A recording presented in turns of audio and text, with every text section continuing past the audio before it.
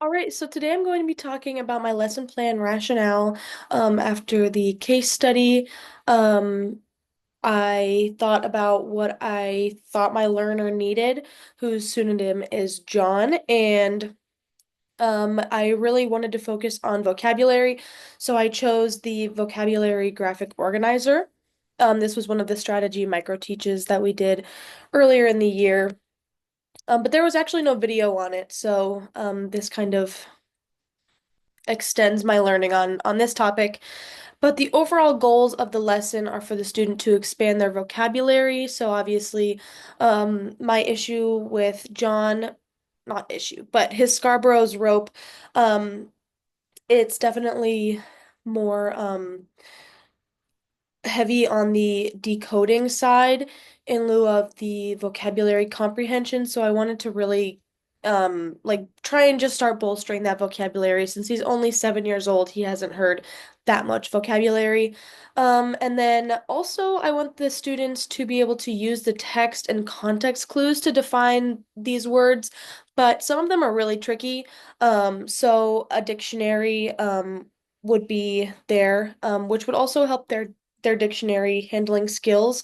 But that's a little bit different from how the micro teach is originally, like in the textbook. But I think that especially for a first grader, that would be helpful because, well, I'll get to that whenever I talk about differentiation. But another goal is to work with peers to learn the other words. So one thing I really love about this strategy is that they're working with their peers because they each only get one word to define, and that also allows them to go in deeper in thinking about and explaining their word. But then they get to learn from their peers.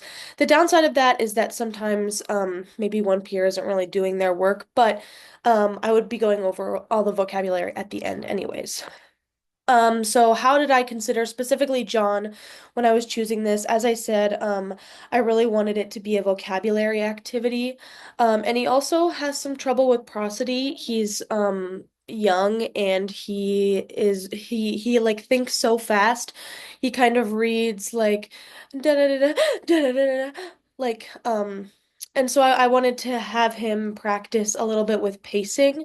If I babysit him again in the future, I actually probably will do this little lesson with him because I also chose another poetry book. It's called The Alphabet Thief, and it's like a bunch of little different sections. I have the PDF also submitted, but and they all are like with different letters. Um, and I wanted to kind of go against his like chapter book mentality that those are the hardest books and that that's what he should be reading because he's an advanced reader. Because it doesn't mean that he's any less advanced to be reading poetry and practicing something like prosody and vocabulary.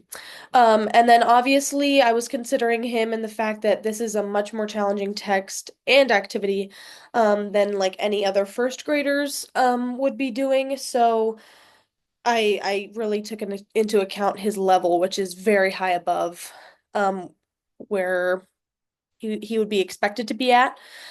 I chose a word meaning graphic organizer. I've kind of gone into this a little bit already, but I really thought it would be a great way to kind of like think about the word more than just learning the definition because you have to ask all of those questions that the graphic organizer gives, like where do you find it in the text? What might that mean about it? And it's kind of like a scaffolded, modeled way to use context clues. And I also like the word meaning graphic organizer because you can connect it to yourself a little bit more. And I also want to do that with my exit ticket, which I'll explain later. Some scaffolds would definitely be talking a little bit about the vocabulary as a class. I wouldn't want to make it like I can't tell you anything about this vocabulary, but if a student has a question, going over that as a whole class, instead of just saying figure it out yourself would be obviously very important here. And then another scaffold that I might use is like a little pre-reading, just like talk, I guess, about how some of these words are very similar, but they have like small differences. And John specifically, he he has trouble looking at all parts of the word. So I think a conversation, like a pre-reading conversation about that would be good. Um, so this whole kind of lesson is about teaching the vocab, but what I would do for this lesson is go into all the vocab at the end, because the students aren't going to talk to every other student and get every vocab word, and there was a lot of vocab words that I selected. So I think I honestly would probably pare down the list if I was doing this with students. But all the ones I selected I thought would be really good for John. Specifically, I kind of like, based on how he read other things, I knew that he wouldn't know them. But the vocabulary connects very deeply to this lesson because that's kind of what it's all centered around. Um, yeah, it's definitely a vocab heavy lesson. As far as the low stakes, I think something where you are able to stand up and talk to your friends always feels a little bit more like not like a game, but just like an activity. And obviously, they're still learning these. I would want to make sure that I explained, you don't have to know these definitions. These are really hard words. Um, and we're just trying to see if we can figure them out, figure out why, how, and where they're being used, and do a little bit more thinking and connection to their self. For differentiation, there's a lot of different ways to differentiate this activity. Like if I were doing it with a different student or a younger group, I would obviously change the list. Or for people who are still emergent readers, maybe I would have like a read aloud of the book while other students are like working on their vocabulary or reading it to themselves. Um, yeah. Well, because if I was doing it with John, I would definitely have him read the story, but if I was doing it with other students, I might read the story for them. As for John specifically, I don't know that he would need a lot of differentiation for this since I kind of planned it to him, but I know that he would need some spelling help with the activity at the end where they write four sentences with words from this.